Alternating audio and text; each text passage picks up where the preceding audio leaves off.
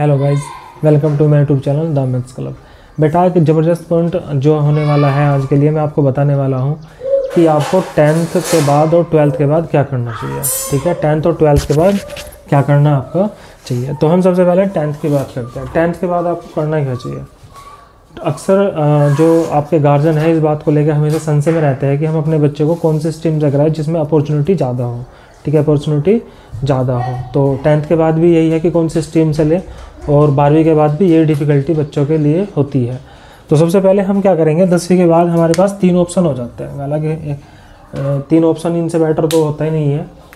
तो सबसे पहले तो होता है मैथ। मैथ में क्या होता है, मैथ के साथ आप फिजिक्स ले सकते हैं, केमिस्ट्री ले सकते हैं, ठीक है, इंग्लिश ले सकते हैं और हिंदी आप ले सकते हैं। मैथ, फिजिक्स, केमिस्ट्री, ठीक है, इंग्लिश और हिंदी। हिंदी और इंग्लिश तो कंपलसरी होती है और फिजिक्स और केमिस्ट्री भी कंपलसरी होती है बायोलॉजी के साथ में। बायोलॉजी के साथ फिजिक्स के ले सकते हैं, केमिस्ट्री ले सकते हैं, इंग्लिश ले सकते हैं और हिंदी आप उसमें ले सकते हैं। अब मुद्दा ये है कि मैथ और बायोलॉजी वाले करेंगे क्या।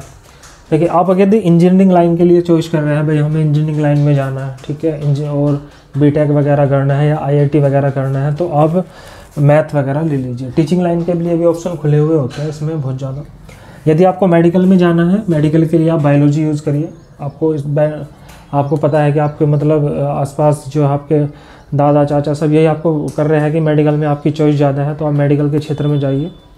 ठीक है, उसके लिए आप बायोलॉजी लेंगे। और कॉमर्स के लिए अपॉर्चुनिटी तो थोड़ी सी कम होते हैं इसमें, लेकिन आप यदि आपका मैथ कमज़ोर है, आपको साइंस नहीं पढ़ना, ठीक है, आपको तो आप कॉमर्स के साथ जा सकते हैं। वैसे आर्ट्स भी होता है। बहुत से बच्चों का कहते हैं कि हमें जो बिल्कुल मैथ तो हमारा होता नहीं है, नाम पे साइंस करनी है और हमें बस ये है कि हमें इंटर करनी है, इंटर करनी है। अरे ऐसी बात नहीं है कि आर्ट के लिए अपॉर्चुनिटी कम होती है, आर्ट के लिए बहुत अपॉर्चुनिटीज़ है। तो ऐसा नहीं है कि बिल्कुल भी आप आर्ट से कर लेंगे तो आपको कोई जॉब वगैरह नहीं मिलेगी या आप अपना कुछ नहीं कर सकते। ऐसी ये सब बेफालतू की बातें होती है। आप आर्ट के साथ भी जा सकते हैं। आपको मैथ नहीं पढ़ना है, आपको साइंस में भी नहीं पढ़ना है, आपको मैथ बिल्कुल नहीं पढ़ना है, तो आप किसके साथ जा सकते हैं, आप आर्ट के साथ जा सकते हैं। उसमें कोई इसमें इशू होने वाला है नहीं। ठीक है, कॉमर्स के लिए जाते हैं बिजनेस मैनेजमेंट के लिए, बैंकिंग और अकाउंट के लिए। अगर आप बिजनेस मैनेजमेंट करना चाहते हैं, और हाँ LLB भी आप इसमें कर सकते हैं। LLB के लिए भी बहुत सारे ऑप्शन इसमें होते हैं। ठीक है, और बैंकिंग और अकाउंट ये चीज़ें यदि आप जाना चाहते हैं तो आप कॉमर्स ले लीजिए। अक्सर मैं भी एक देहात क्षेत्र में पढ़ाता हूँ और गार्जियनों के मन में हमेशा यही सवाल उठता है कि हम अपने बच्चों को कौन से स्ट्रीम से कराएं कि अपॉर्चुनिटीज़ ज़्यादा हो। थोड़े गार्जियन भी थोड़ा भाई देहात में है, थोड़े मजदूर और किसान लोग ही हैं, तो इतने शिक्षित है नहीं, तो उनको बेटर चॉइस करने के लिए बहुत स्ट्रगल करना पड़ता है अपने बच्चों को कि कौन से स्ट्रीम में वो अपने बच्चों को भेजे। तो ये स्ट्रीम यदि आपको भाई बायोलॉजी अगर आपने दिया अपने बच्चों को, मेडिकल लाइन में आपको सबको पता है मेडिकल लाइन में बहुत ज़्यादा पैसा है।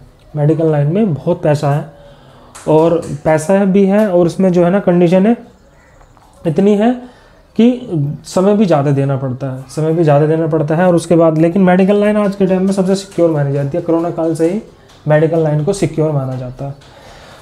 तो आर्ट्स के लिए आप आर्ट्स कर सकते हैं। इसमें लड़कियां होम साइंस वगैरह से करती हैं, आर्ट्स में आर्ट वगैरह जिनका आर्ट अच्छा होता है, ठीक है, वो आप ले सकते हैं।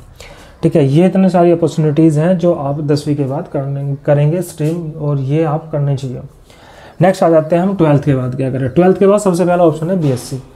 BSc के लिए तो एक तो टाइम चाहिए। 3 साल का BSc होता है, 3 साल का BCom होता है, 3 साल का BA होता है। Bachelor of science, bachelor of commerce, bachelor of arts, तीनों के लिए bachelor of commerce, bachelor of arts, bachelor of science, ये तीनों होता है। ठीक है, तो इसमें हम करेंगे क्या बेटा, इसके लिए हम करेंगे सबसे पहले तो BSc 3 साल का होता है, ये भी 3 इयर्स होता है। लेकिन यदि आपको पढ़ना कम है, आपको पार्ट टाइम भी कुछ करना है, तो आप मेरे हिसाब से फिर BSc मत करिए, क्योंकि BSc में बेटा बहुत पढ़ना पड़ता है। ठीक है, और कंटिन्यू क्लासेस जाना पड़ता है। मतलब कुल मिलाकर यह है कि इसमें आपको बहुत ज़्यादा पढ़ना पड़ेगा, आपके लिए समय भी इसमें लग जाता है।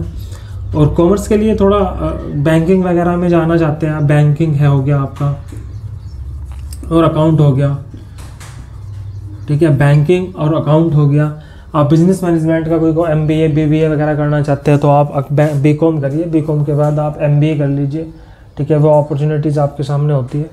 लेकिन बेटर है कि आप जो है बीएससी, यदि आपके पास समय है तो आप बीएससी करिए। ये मिडिल होता है, इसमें भी पढ़ना पड़ता है। बीए में इतना कुछ खास नहीं पढ़ना पड़ता, आप पार्ट टाइम भी जॉब कर सकते हैं या पार्ट टाइम अपना कुछ भी वर्क कर सकते हैं। आपकी घर की स्थिति अच्छी नहीं है तो आप जो है ना बीए के साथ जा सकते हैं। लेकिन बीए में क्या होता है, बीए अगर बंदा कर रहा है तो सिविल के लिए अगर आपको सिविल में जाना चाहते हैं, सिविल में आता है आईएएस, ठीक है, आईपीएस, ठीक है, एसआई। अगर आपको ये क्षेत्र में जाना चाह रहे हैं, ठीक है, यानी कि सिविल में आप जाना चाह रहे हैं, तो मेरे हिसाब से आप बीए करिए, क्योंकि बुक्स इतनी होती है, हिस्ट्री हो गया, सोशोलॉजी हो गया, ज्योग्राफी हो गया, ये मस्ट है, ठीक है। कॉन्स्टिट्यूशन जितने भी आपके इसमें होते हैं वो बीए में आप जो है ना, अगर बीए कर रहे हैं तो आप इनके साथ जा सकते हैं अगर आपके पास भरपूर समय है।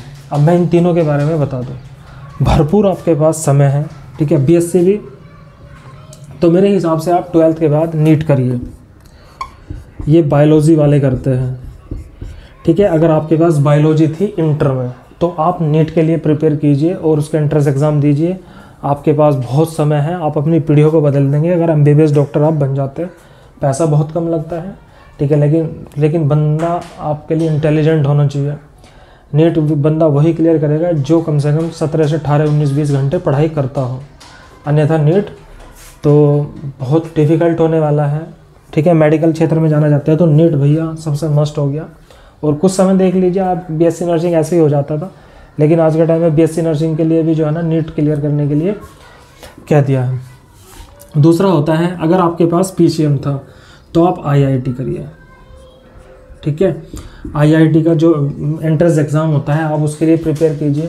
अगर आपका उसमें नंबर आ जाता है तो वही मैं बता रहा हूँ, आपके लिए पीढ़ी सुधर जाएगी। आप अपनी कितनी पीढ़ियों को सुधार देंगे अगर आप इस आईआईटी के साथ जाते हैं।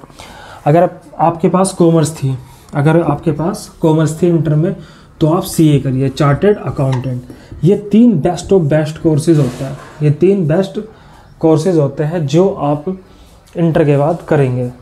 लेकिन यही है कि आपको इसमें एंट्रेंस एग्ज़ाम देना होता है। वो एंट्रेंस एग्ज़ाम करोड़ों लाखों करोड़ों पूरे देश में बच्चे बैठते हैं और उनमें से कुछ ही बच्चों का जो है नंबर आ पाता है। और कुछ ही बच्चों का ये है कि मैं आपको डरा नहीं रहा, लेकिन पढ़ने वाले बच्चा कहीं भी सक्सेस हो जाता है। अगर आप पढ़ रहे हैं अच्छे से और आप अच्छे से अपनी तैयारी को मेंटेन करके चल रहे हैं तो आप ये सब कुछ, ये इंसान ही तो क्लियर कर रहे हैं भाई। कोई ऐसा तो है नहीं कि कोई अलग ही फरीक इन चीज़ों को क्लियर कर रहा है। ये तीनों चीज़ें, नीट हो गया, आईआईटी हो गया और सी हो गया, ये तीनों चीज़ें जो है एक अमूमन एक आम बच्चा ही किन्हें क्लियर करता है।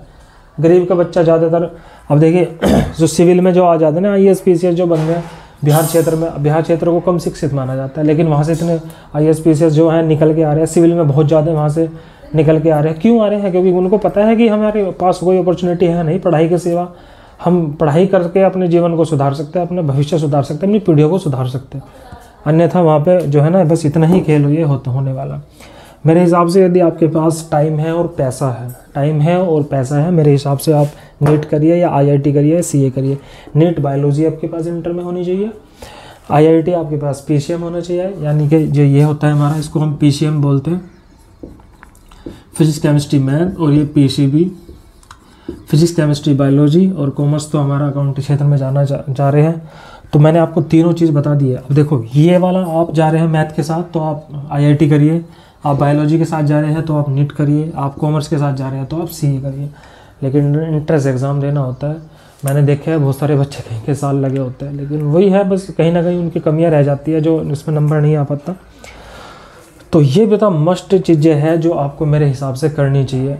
बीएससी यदि आप कर रहे हैं, ठीक है, बीएससी आप कर रहे हैं तो आप केमिस्ट वगैरह बनना चाह रहे हैं, या टीचिंग लाइन के ऑप्शन, मतलब इसमें टीचिंग लाइन के ऑप्शन बहुत ज़्यादा है, ठीक है। और लड़कियों के लिए तो बहुत ज़्यादा टीचिंग ऑप्शन इसमें हो जाता है बीएससी के क्षेत्र में, क्योंकि लड़कियां जो आजकल फिजिक्स केमिस्ट्री मैथ बायोलॉजी वगैरह से कम, मैं देख रहा हूँ कि इस क्षेत्र में कम ज़्यादा है। लेकिन आजकल लड़कियां सबसे सशक्त लड़कियां ही है, लड़कों से भी ज़्यादा मैं तो मान रहा हूँ कि जो सशक्त है वो लड़कियाँ ही हमारे क्षेत्र में। जितने भी मैंने देख रहा हूँ अमूमन पिछले 8-10 सालों से मैं अपने क्षेत्र में टीचिंग कर रहा हूँ और लड़कियाँ ही हमेशा टॉप कर रही है कितने पिछले सालों से।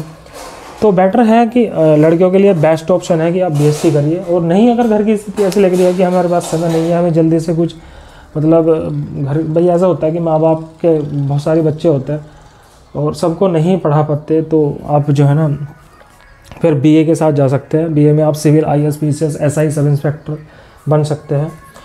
और यूपी बोर्ड के एग्ज़ाम ख़त्म हुए थे, उनके रिज़ल्ट अभी आने बाकी है। तो रिज़ल्ट आने पे आप अपना डिक्लेयर करेंगे। अपने सोचिए, इतने आप अपने गार्जियन से, अपने आसपास।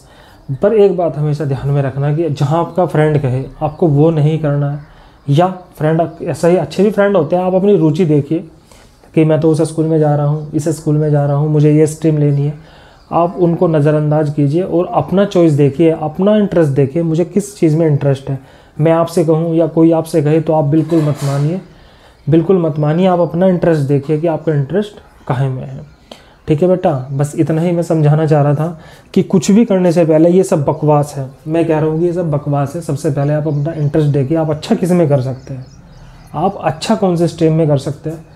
अगर आपको लग रहा है, अब मैंने आपको बोल दिया कि आप मैथ ले लीजिए भाई, आप जो है ना पीसीएम ले लीजिए और आप जो है ना आगे पीसीएम से हो जाता है, लेकिन नहीं, आप देख लीजिए कि आपको मैथ अच्छा नहीं लगता, आपको मैथ नहीं चला सकते, तो आप बिल्कुल मैथ मत लीजिए।